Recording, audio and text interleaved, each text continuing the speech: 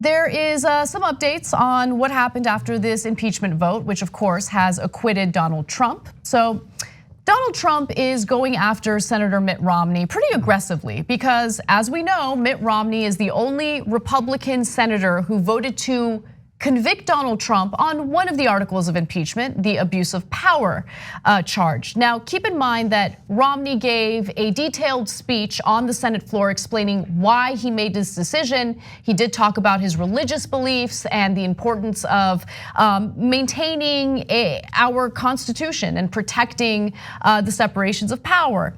And Donald Trump's not interested in any of that. In fact, he goes into the national prayer breakfast holding a newspaper, and get a load of what it read.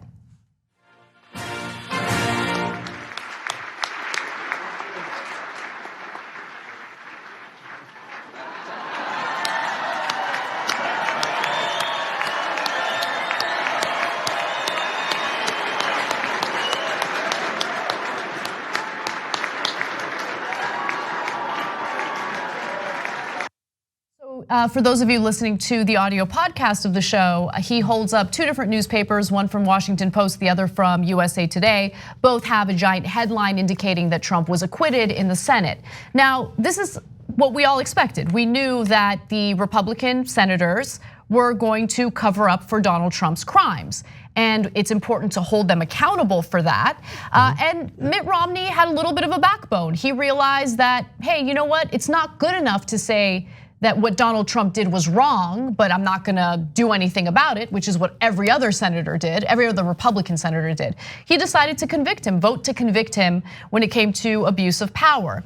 And so Trump is not happy about that. So he decided to go after both Romney and House Speaker Nancy Pelosi during his speech at the National Prayer Breakfast. And I just want to remind you, the National Prayer Breakfast itself is an incredibly shady operation that has little to nothing to do with religion, but it does have a lot to do with lobbying with foreign governments.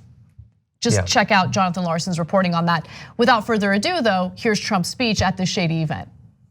I don't like people who use their faith as justification for doing what they know is wrong. Nor do I like people who say, I pray for you, when they know that that's not so. So many people have been hurt, and we can't let that go on. I would argue that the people who have been hurt the most are the individuals who felt that it was their duty to speak out against his criminality. They testified in the House impeachment investigation, and they were retaliated against as a result. There were members of Donald Trump's own administration who spoke out against him, testified against him. Those people have been hurt. Our Constitution has been hurt. The whole notion of law and order has been hurt. Donald Trump talks about people getting hurt, and the only person he's really thinking about is himself. But he's still in power because he has succeeded in getting almost every Republican lawmaker to help cover up his crimes in office, and it's disgusting. Yeah, what a weird, for a prayer breakfast to stand up and he attacks Romney, he attacks Pelosi. It's like he thought he was invited to Festivus dinner and it's the airing of grievances, or is it maybe just a Christian thing that I don't know, where it's like the vow of revenge is how you close a speech, and we can't let it happen. That you have to put in the context of the people who are walking around on his side during the impeachment hearings, threatening reporters with revenge. Stephanie Grisham this morning was talking about how they're gonna be going after people. He's got his enemies list. He is hot for vengeance, and that is it right now. That's all he knows. This is also, we just have to mention, I know everybody knows it, but it's a national prayer breakfast. He doesn't believe in any of that stuff. He's using it as cynically as any politician ever has. He likes 2 Corinthians, but that's about it. When you ask him, is he an Old Testament guy, a New Testament guy? He's like, both.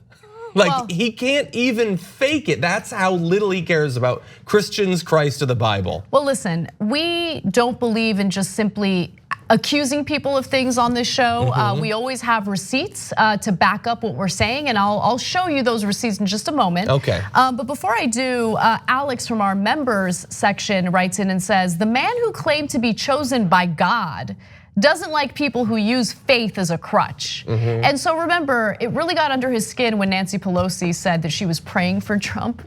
Now we all know that she's not actually praying for Trump. Trump knows it, but it was great that she said that because it got under his skin. And so that's one of the people he was referring to in that statement.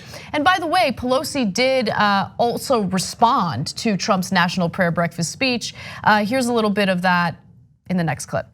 This morning, the president said when people use faith as an excuse to do, I don't know if he said bad things, but whatever he said was just so completely inappropriate, especially at a prayer breakfast. So he can say whatever he wants.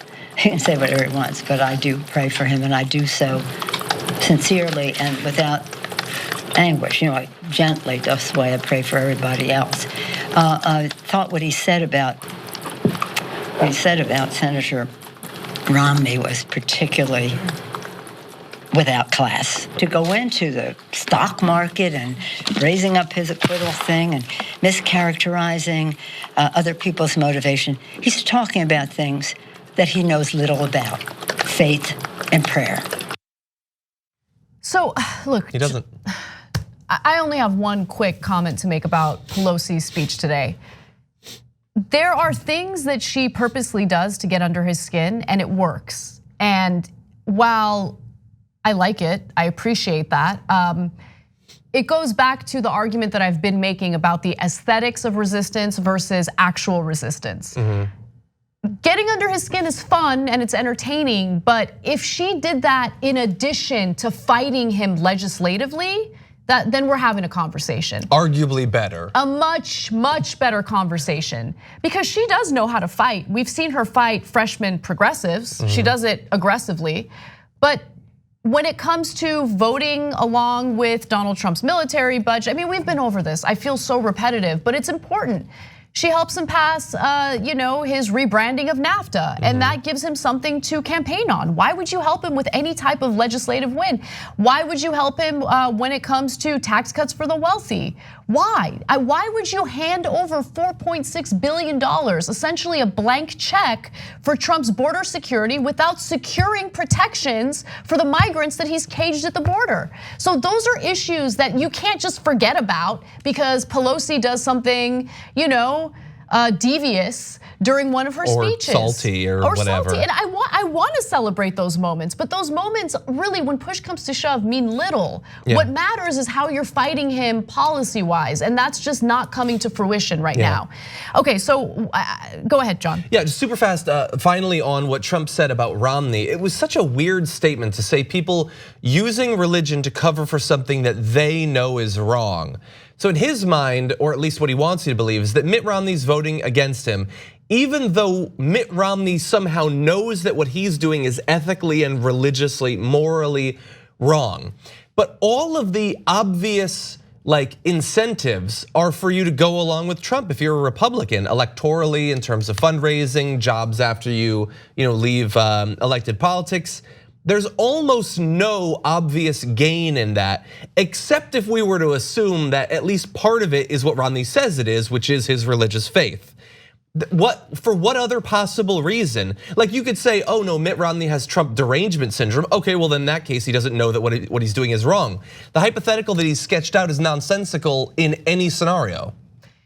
Mitt Romney, look, I of course disagree with Mitt Romney politically, ideologically, on a number of different things. However, I don't believe that voting to convict Trump on the abuse of power charge was something that he did because it was self-serving or selfish. I think that it actually did take a bit of a backbone in order to vote that way. He was the only Republican senator who voted to convict Trump on at least one article of impeachment. Yeah. And regardless of what you guys think about him, I give him credit for that because he is being attacked viciously by his own party right now.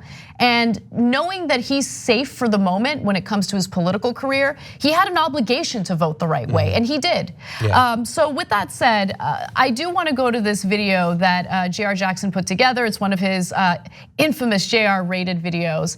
And it's a response to Donald Trump claiming that he hates it when people use religion for their own political gain. Take a look. I don't like people who use their faith as justification. 2 Corinthians, right? 2 Corinthians 3:17. That's the whole ball game. You know, my mother gave me this Bible, this very Bible, many years ago. Most importantly, I brought my Bible. Okay? Where the Spirit of the Lord, right? I don't like people who use their faith. And what 1 or 2 of your most favored Bible verses are and why? I wouldn't want to get into it because to me that's very personal. You know, when I talk about the Bible, it's very personal. Again, I want to thank the evangelicals. I will never let you down. I have great relationship with God. I have great relationship with the evangelicals. In fact, nationwide, I'm up by a lot. I'm leading everybody. I don't like people who use their faith. The Bible means a lot to me, but I don't want to get into specifics. But I saw this and I said I have to bring it and just show it. I like to be good. I don't like to have to ask for forgiveness, and I am good. I don't do a lot of things that are bad. I try and do nothing that's bad. Who use their faith. An Old Testament guy or a New Testament guy? Probably equal. I think it's just an incredible, the whole. What a dummy. It's amazing. When he was talking about how I don't ask for forgiveness because I do things that are good. I don't like to do things that are bad. He was asked like, oh, so you say you're religious, so have you ever had to ask for forgiveness? And he just refused to admit that he is a lying piece of doo-doo. Which should have it's like the core of evangelical belief. Yeah. And he's like, no, I would never have to do that. Only saps have to do that. And you can't, like if you asked me right now, are you an Old Testament guy or New Testament? I believe that I could just start speaking and I could convince you either way because I'm not a complete moron. Anyone could. Anyone who knows, who's read, seen a couple of cartoons about the Bible in that situation could at least pretend. And so I'm sort of curious, I guess, hashtag TYT Live, send in some responses. If you out there are a strong religious believer, it influences your politics, I'm really curious, which do you prefer? Someone like me, who doesn't believe in any of it, but I'm honest with you that I don't believe it. I have my own belief system, it's not based on religion or anything like that, but I will be totally upfront with you. Or people like Trump who clearly lie about it. They don't actually believe it. Some of them are a little bit more convincing, but they're not actually believers. They make a mockery out of your religion. Yeah. So I'm curious, hashtag TYT Live, which of those two do you prefer?